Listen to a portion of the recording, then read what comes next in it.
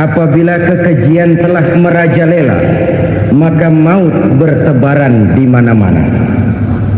Kita renungi butir kalimat dalam hadis ini. Apabila kekejian telah merajalela, maut bertebaran di mana-mana. Begitu murah arti sebuah kehidupan. Penjarahan untuk hal-hal yang kecil tapi sampai mengorbankan nyawa. Apabila kekejian sudah terjadi di mana-mana, maut pun bertebaran.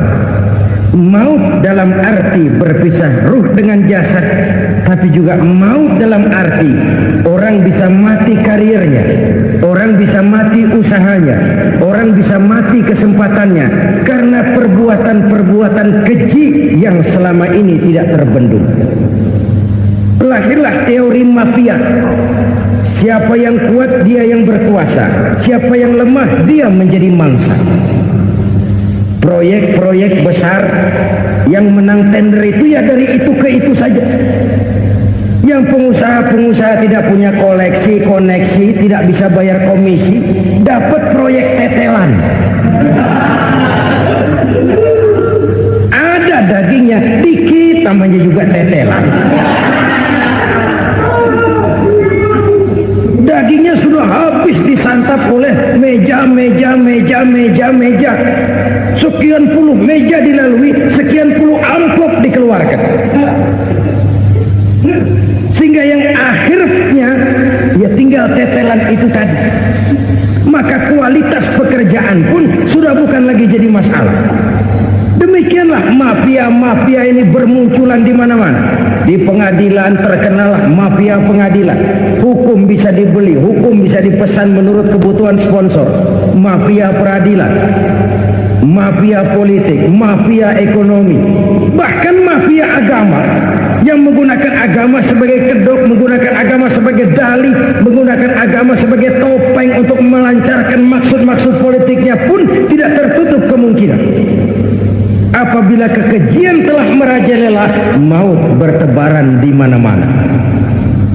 Korupsi, kolusi, nepotisme itu bagian dari kekejian. Kita selama ini kalau mendengar maksiat, itu yang terbayang cuma judi, mabuk, zina. Iya, itu maksiat. Tapi korupsi, kolusi, nepotisme itu juga maksiat dalam bentuk lain. Kalau ini sudah bertebaran, maka maut terjadi di mana-mana. Jangan bayangkan cuma mati orangnya, itu sih kewajiban.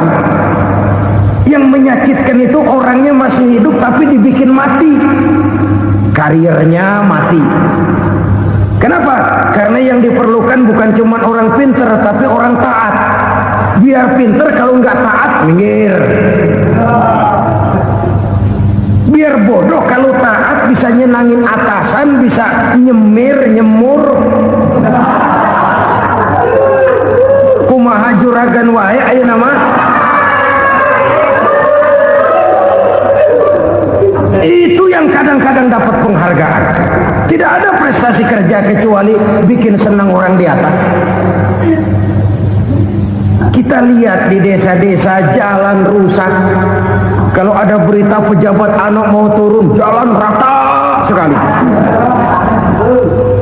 Sampai tanah dari mana aja dikeruk buat ngeratain tuh jalan. Pejabat pulang legok lagi jalanan.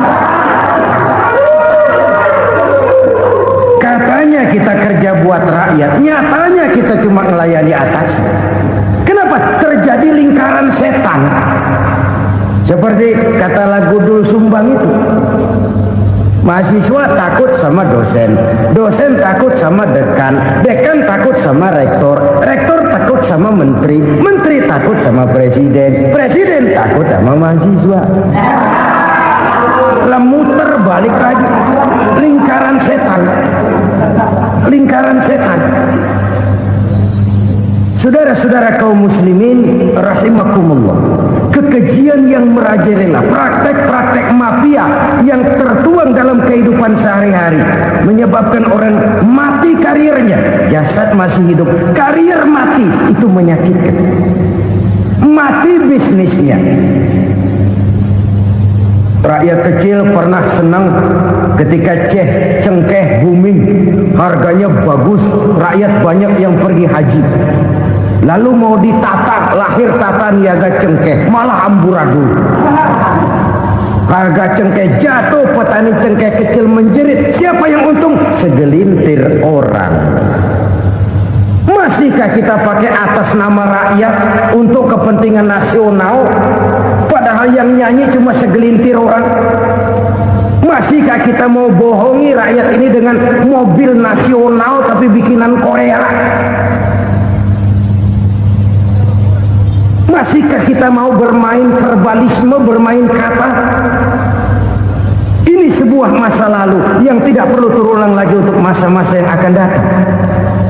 Kekejian merajalela, orang mati karier, bisa mati usaha, mati bisnis. Usahanya maju, dirangkul, hancur. Usahanya maju, dipukul, hancur, tenggelam.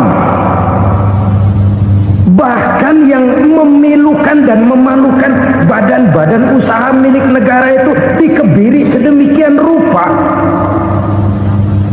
sehingga tidak menghasilkan hal-hal yang bermanfaat buat negara.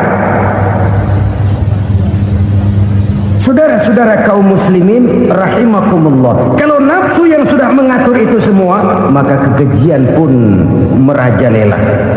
Orang sudah pakai teori mafia, yang kuat dia yang menang, yang kuat dia yang berkuasa, yang lemah silakan minggir di sudut-sudut kehidupan. Kalau kekejian seperti ini merajalela, maut bertebaran di mana-mana. Banyak orang mati kariernya, banyak orang mati usahanya, banyak orang mati imajinasinya. Sekarang ini dalam dunia seni, yang banyak karyawan seni, bukan seniman. Seniman itu kan dilahirkan, lain seniman, lain karyawan seni. Sekarang yang banyak karyawan seni, bukan seniman. Mati karier, mati imajinasi, mati improvisasi. Sehingga kehidupan persis sinetron. Sinetron itu yang kita lihat rumah mewah, yang kita lihat rumah bagus. Gak pernah kita lihat di sinetron kita ini rakyat antri sembako. Kita dijejali hal-hal yang indah, yang wah, yang membuat kita tenggelam dalam gaya hidup instan, tenggelam dalam gaya hidup wah. Kita lupa dengan realitas keseharian di tengah-tengah masyarakat kita. Lahirlah kelompok-kelompok selebritis, dibesarkan oleh berbagai media. Selebritis pilek aja masuk koran, pilek.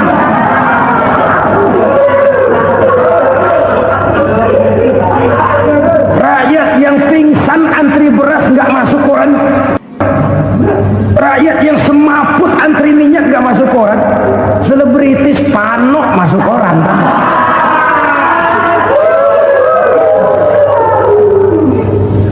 Kita besarkan hal-hal kecil, kita kecilkan hal-hal besar. Kenapa? Kita mengejar oplah, kita profit oriented, tidak lagi berorientasi kepada realitas hidup yang kita hadapi ini. Kalau kekejian sudah merajalela, kata Nabi, maka maut bertebaran di mana-mana. Maut dalam artian maut, coba lihat sekarang begitu murah nyawa. Karena 1000 perak orang mau nusuk bunuh. Karena beras seliter orang khilaf, begitu murah kehidupan.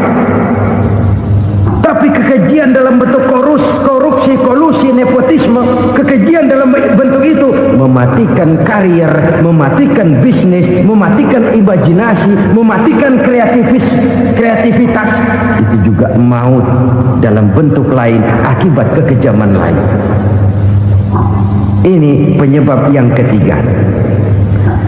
Yang keempat, penyebab bencana menurut baginda Rasul, wala tuffiful mikyala illa muni'un nabat. Apabila timbangan sudah dicurangi, maka tercegahlah tumbuh-tumbuhan. Apabila timbangan sudah mulai curang, maka terjadilah musim paceklik. apabila bisnis sudah bergaya mafia tadi itu, kecurangan-kecurangan terjadi, tender di balik pintu, yang dimenangkan cuma kelompok-kelompok yang bisa memberikan presentasi yang besar, muni'un nabat, terjadilah paceklik. Paceklik, panen gagal, wereng ya wereng, kemarau panjang, it's okay, air sulit, iya, tetapi kan semua itu ada yang ngatur. Kemarau ada yang ngatur, belalang itu ada yang ngatur, air itu juga ada yang ngatur. Yang ngatur itu yang serba maha. Kalau ia murka melihat kecurangan timbangan, Allah itu kalau murka kan gampang saja, tinggal komandoin balang, lang, hancurin tuh sawah. Konvoy belalang, konvoy. Allah tinggal ngutik angin El Nino, mampir lo ke Indonesia. Hujan nggak turun-turun, kemarau panjang. Jadi kalau musim kemarau kan namanya anginnya El Nino. Kalau musim hujan anginnya namanya La Nina. Cakep namanya, kejem orangnya. Saudara lihat Cina sekarang sedang kena La Nina, banjir besar, ribuan orang meninggal. Dia mah ribuan mati kagak berasa, rakyatnya miliaran. Bangladesh lagi ngalami La Nina, India lagi ngalami La Nina. Angin, hujan, kemarau, belalang, itu kan ada yang ngendaliin. Kuncinya bukan di belalangnya, kuncinya bukan di peredaran matahari berputar, kuncinya di atas yang mengatur semua itu. Kalau timbangan sudah mulai curang, pengusaha sudah nggak mau jujur, apa nggak bikin perut jadi mual. Begitu rakyat antri sembako pingsan nggak dapat beras, sementara beras ditumpuk-tumpuk sampai membusuk. Kemana hati nuraninya? Kemana akal pikirannya? Kemana mereka yang berbuat atas nama rakyat tapi melihat rakyat susah tidak tergerak hatinya? Apabila timbangan sudah mulai dicurangi, bisnis sudah mulai melenceng, maka terjadilah paceklik. Sebuah negara yang berhasil dalam swasembada pangan, lalu sekarang menjadi negara yang rakyatnya antri untuk memperoleh kebutuhan pangan. Saudara-saudara kaum muslimin rahimakumullah, ini intinya adalah kecurangan. Kalau kecurangan sudah terjadi di mana-mana, dan ini milik siapa saja, bukan soal tempat, bukan soal jabatan, soal manusianya, SDM-nya.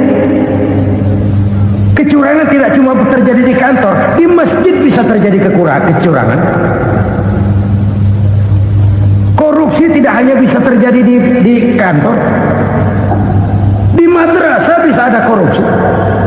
Faktor manusianya, ini soal SDM. Kecurangan yang besar tentu besar lagi kerugiannya. Kecurangan yang kecil, kecurangan sehari-hari, pedagang-pedagang kecil ngurangi timbangan, barang yang buruk dikatakan baik, yang baik dikatakan buruk, itu merugikan perorangan. Kecurangan yang besar merugikan bangsa dalam bentuk total, dalam bentuk seutuhnya. Nah, kecurangan-kecurangan seperti ini rakyat kan lihat, rakyat kan tahu, dan itu kembali terakumulasi di sini, pegel. Dan jangan lupa, rakyat yang nggak ngomong itu, rakyat yang nggak bersuara itu, batinnya menjerit, jeritannya menggoncang aras, dan itu didengar Allah. Yadullah fauqal jamaah, kata Nabi, tangan Tuhan di atas orang banyak. Jeritan hati rakyat menggoncang aras. Rakyat yang terlalu banyak dizolim, rakyat yang terlalu banyak dirugikan, ya rakyat yang terlalu banyak di atas namakan, menjerit batinnya, menggoncang aras, dan Allah bisa menggerakkan apa saja untuk membuat satu situasi. Allah bisa menggerakkan apa saja untuk membuat satu situasi. Saudara-saudara kaum muslimin rahimakumullah, ini faktor yang ketiga, timbulnya kecurangan. Faktor yang keempat maksud saya. Yang kelima, penyebab timbulnya bencana menurut baginda Nabi, wala muni'uz zakat wala muni'uz zakat illa hubbisa anhumul qatr. Apabila zakat enggan dibayar, maka tercegahlah qatrun. Qatrun ini kalau bahasa kita sembako. Maka tercegahlah kebutuhan-kebutuhan yang kita perlukan. Ini, kita tidak meragukan bahwa yang kita tuju adalah masyarakat yang adil dalam kemakmuran dan makmur dalam keadilan. Nah, antara kemakmuran dan keadilan ini memang sering tidak bisa berjalan seiring. Pada saat kemakmuran kita kejar, ekonomi kita pacu, ada nilai-nilai keadilan yang tertinggal. Pada saat nilai keadilan kita tegakkan benar-benar, ada unsur-unsur kemakmuran yang terabaikan. Oke, kita bisa mengatakan kasus. Oke, kita bisa mengatakan itu sebagian kecil. Tapi kalau sebagian kecil, lama-lama kan jadi sebagian besar. Oke, kita mengejar kemakmuran. Pertanyaannya, kemakmuran untuk siapa? Oke, kita berikan kelompok tertentu kue yang besar dengan harapan nanti dia bagiin kuenya kepada yang kecil-kecil. Tapi kenyataan mereka yang dapat kue besar akhirnya malah lupa diri dan lupa daratan. Mau makin besar, malah memeras yang kecil-kecil ini. Sekarang kan yang kecil modali yang besar. Ramai-ramai buka bank, ternyata kamuflase. Uang banknya untuk kredit perusahaannya sendiri. Nasabahnya rakyat kecil. Artinya apa? Rakyat kecil disuruh modalin orang yang udah gede. Ini kan sumber geledek urusan.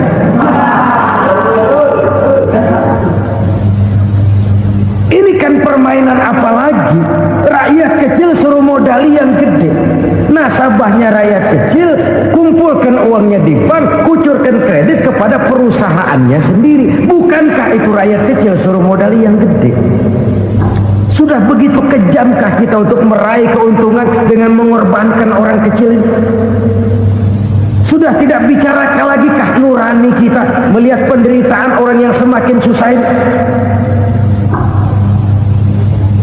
Kalau zakat enggan dibayar, padahal zakat 2,5% saja, 2,5% saja. Kalau itu pun enggan, kalau zakat saja enggan, bagaimana pula yang namanya sodako, bagaimana pula yang namanya infak, bagaimana pula yang namanya santunan, bantuan. Kadang-kadang lipstick nyumbang si nyumbang, cuman nyolongnya lebih gede. Ini namanya sumbangan lipstick. Buat lipstick itu kan buat ngumpetin bibir pucat. Itu fungsi utama lipstick. Buat ngumpetin korupsinya, nyumbang kegiatan-kegiatan sosial. Tapi yang dia korup lebih gede dari yang dia sumbang. Lipstick kamuflase. Nepu kata anak sekarang.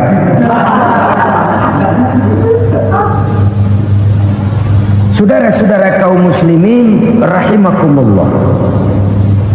Demikian berat kewajiban zakat ini sampai di zaman Sayyidina Abu Bakar pernah keluar komando perangi orang yang enggan membayar zakat. Perangi.